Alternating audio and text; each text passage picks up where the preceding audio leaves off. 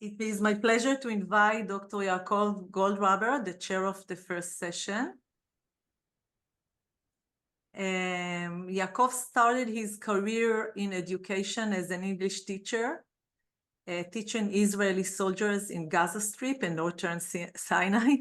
He graduated from the University of Chicago with a BA in psychology and 3 graduate degrees in special education from Indiana University.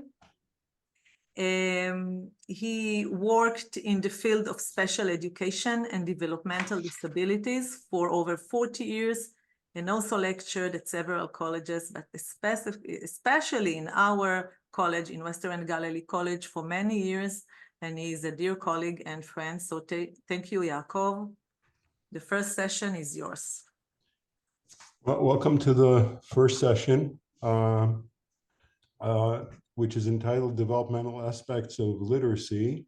I have the pleasure of introducing Tamar Hadar, who is a music therapist, supervisor lecturer, and working with children and families in the early intervention unit and in a private practice.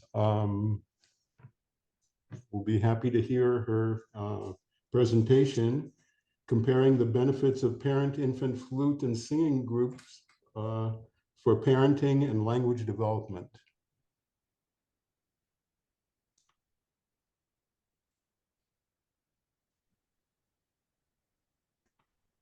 Could you hear me? Hello. Anna, Yes. can you please stop the sharing? Thank you.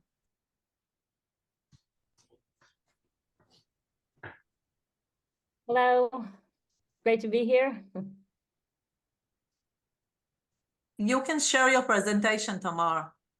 Okay.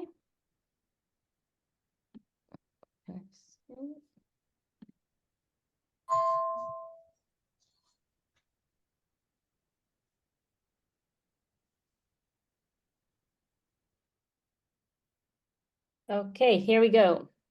Can you hear me well? Yes. Okay. So hello, everyone. Thank you so much for being here today. My name is Tamar. I'm a music therapist and lecturer at Western Galilee College. And today I'm very happy to introduce a project I did with Professor Fabia Franco from Middlesex University in London.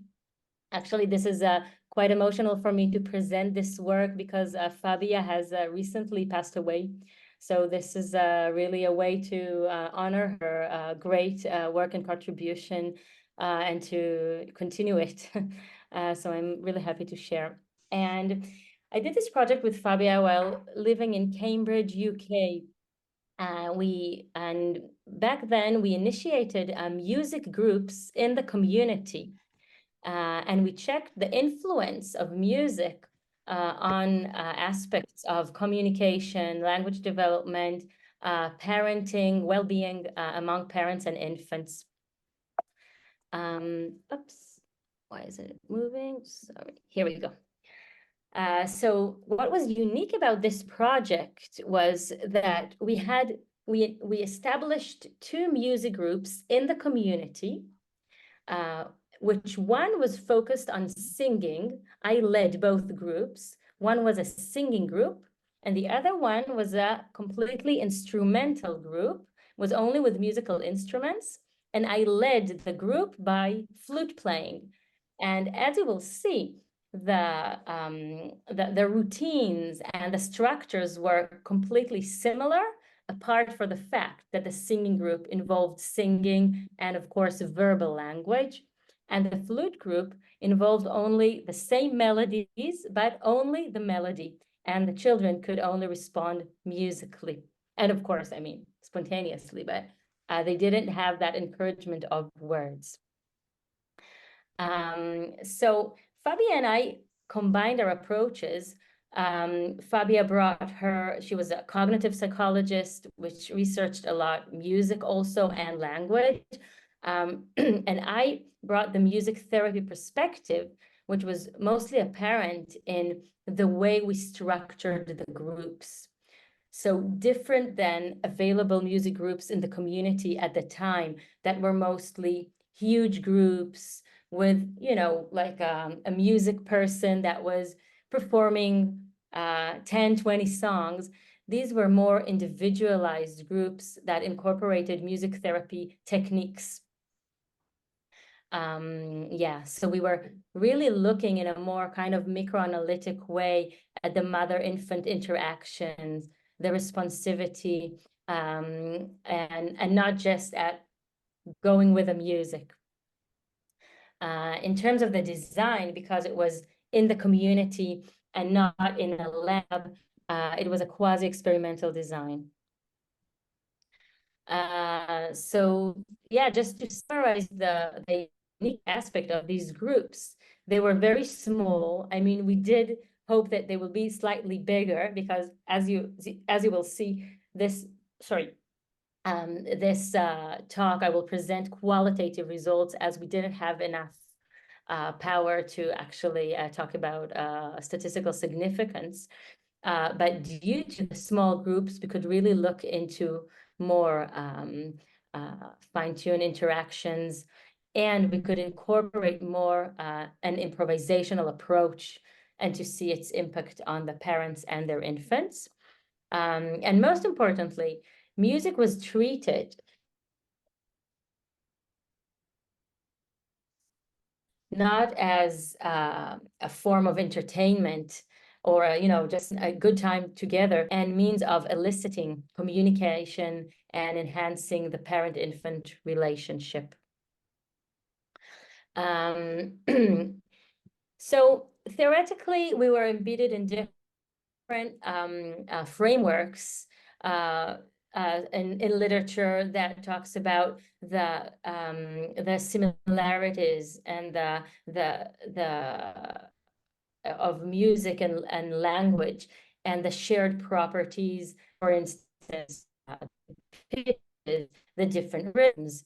And we were also leaning on research that showed ages how exposure to music and music studies enhanced language outcomes.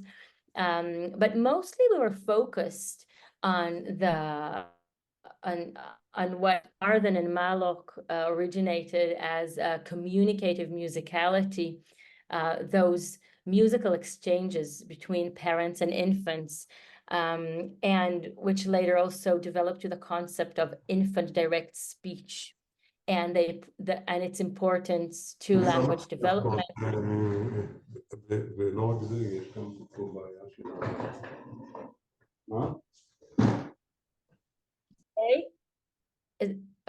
Okay. Should I continue? Yes, thank you, Tamar. Okay.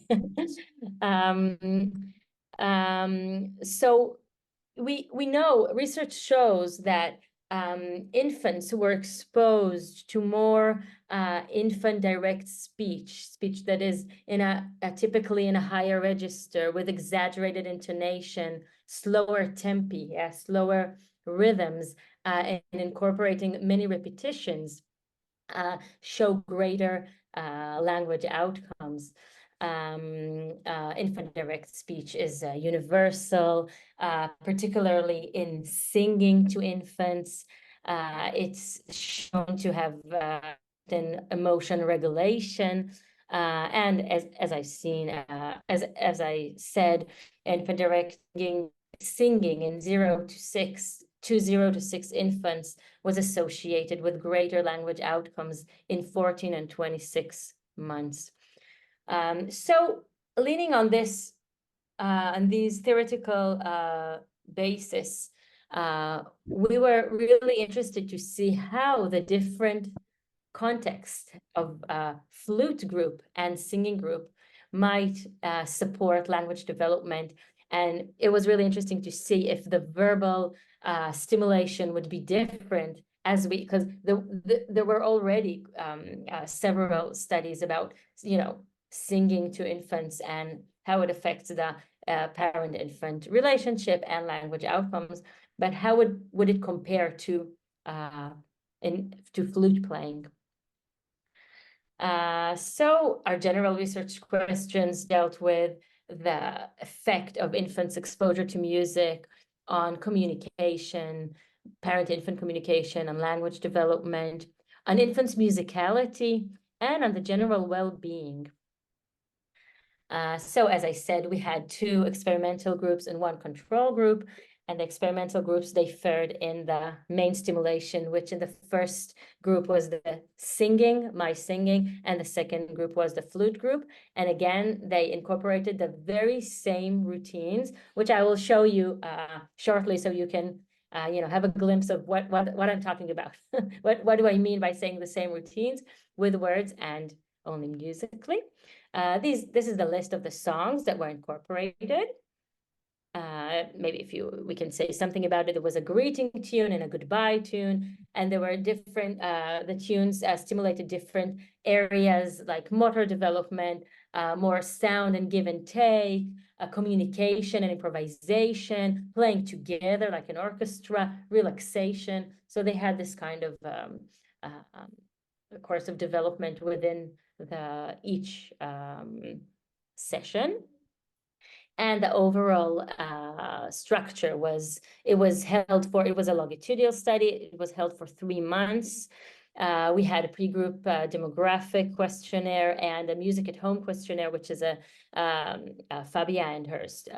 Back in the day, student Nina Politimo originated to assess the level of exposure to music at home.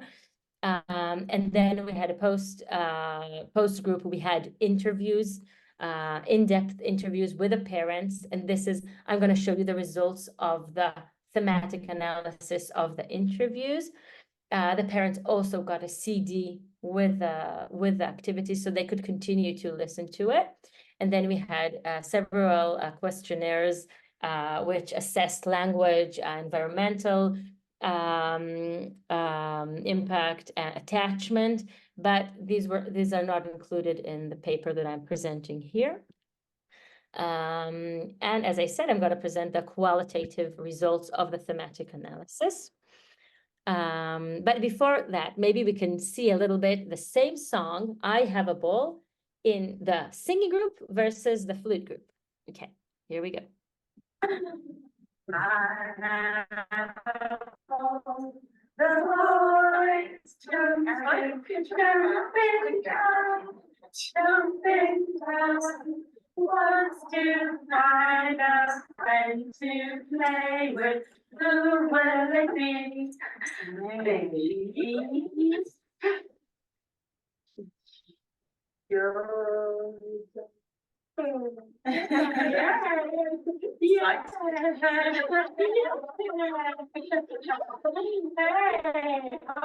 want the green one? Oh, that's pretty great with the green one. Yeah, she knew. Oh, I can't fool you. I have a ball. So here we could see that the little infant, she was actually, I was referring to a different infant, and I gave the green ball to one infant, and then the infant I approached, she was pointing, no, I want that ball. So here you can see live communication in the group. Let's see the same. Let's see the same song now, led by the flute. Now test yourself. Do you recognize the tune? Just a suggestion.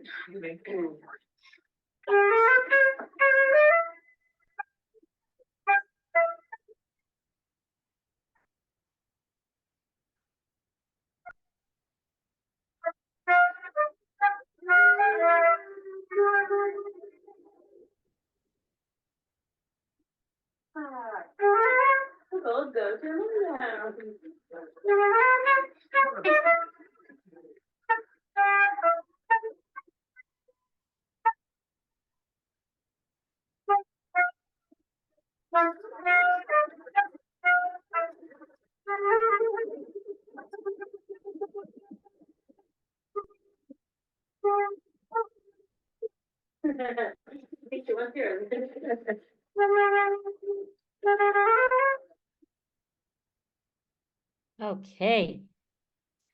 Oh, okay. So, as you can see, same activities, different timbre and different context of verbal context and non-verbal context. And let's talk a little bit of about the thematic analysis.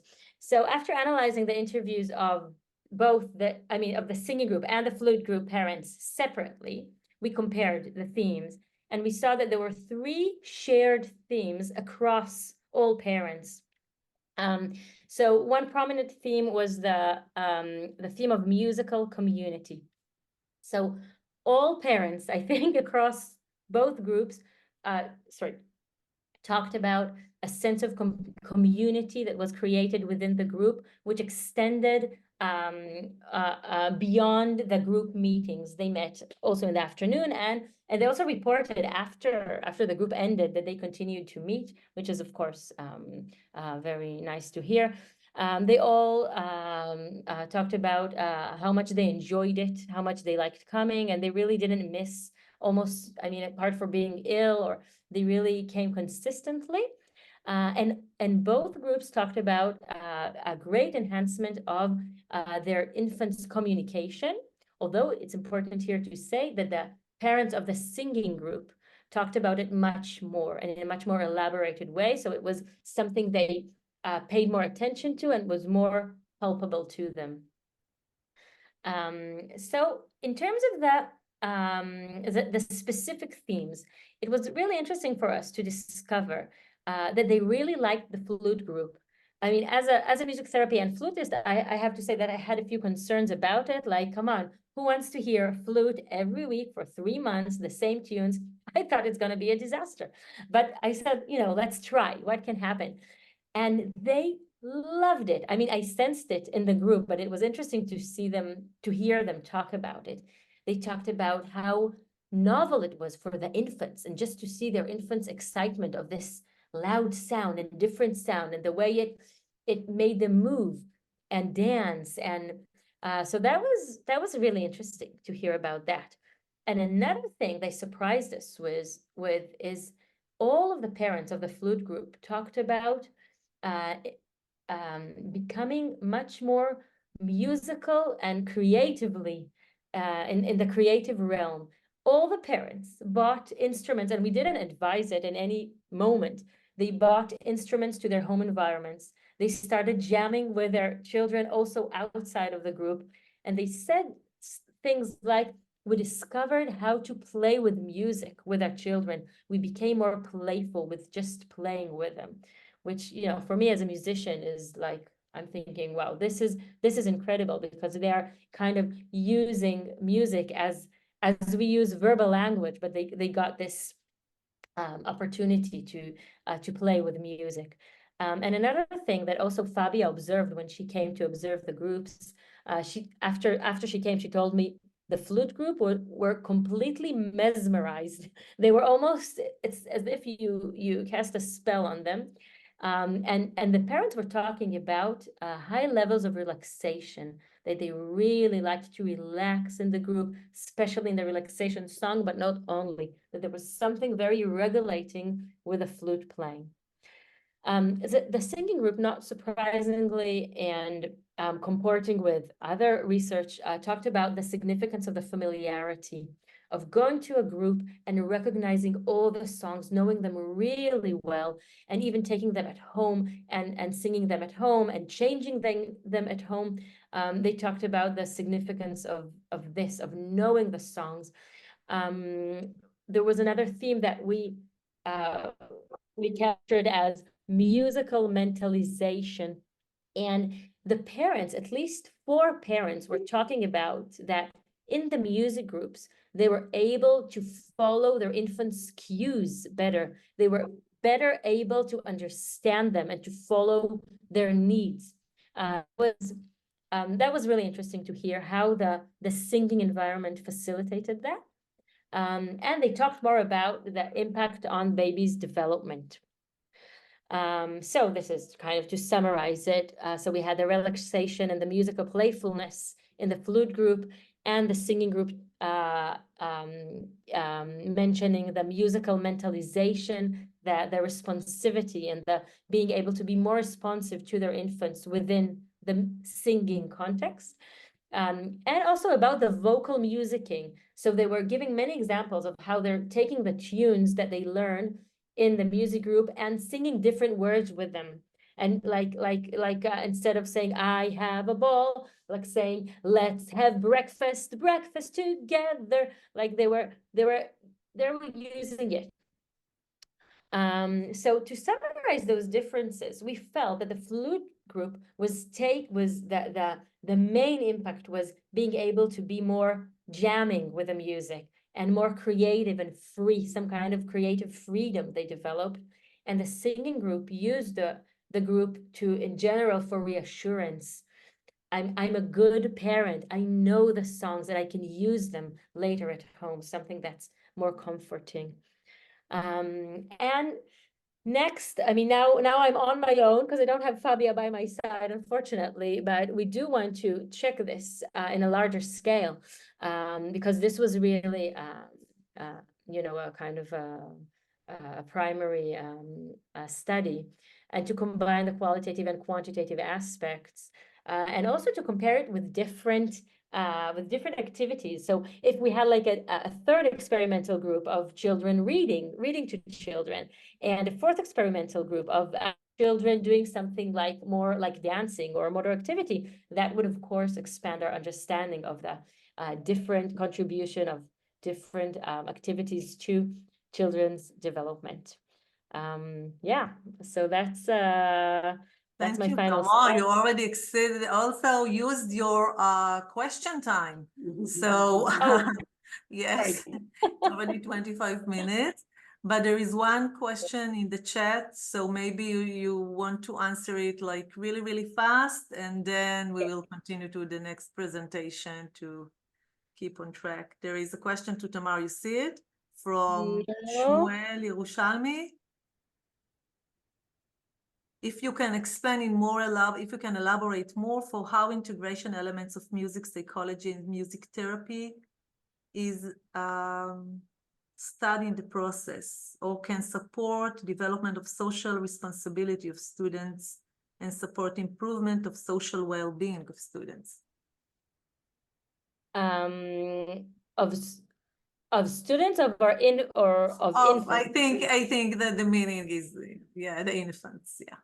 Okay, so I mean, our one was that singing the songs or playing the routines, but let's take singing for example, is really repeating this infant direct singing, because it was that individualized music group was not just about singing the songs very fast, but singing it really tuned to each infant individually in a way that might support also their parents in kind of adopting this kind of approach to the infant that might later enhance their language development and other development as well. I hope this helps. Thank you. Sure. Thank you.